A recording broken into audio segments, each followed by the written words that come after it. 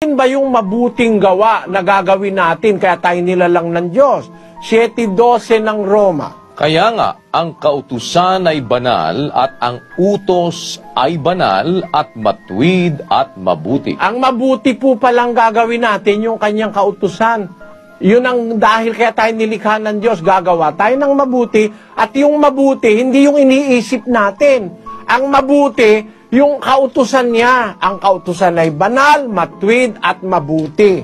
Yan po ang buong katungkulan ng tao, sumunod sa utos, gumawa ng mabuti. Gumawa ng mabuti sa Diyos, gumawa ng mabuti sa kapwa. Pag nagawa po natin yan, ang kasunod niyan, buhay na walang hanggan. Sa mga nagsisipagtiyaga, ang wika ng salita ng Diyos, nagsisipagtiyaga sa mabubuting gawa, sa paghanap ng kaluwalhatian at puri, ay ang buhay na walang hanggan. Ayon.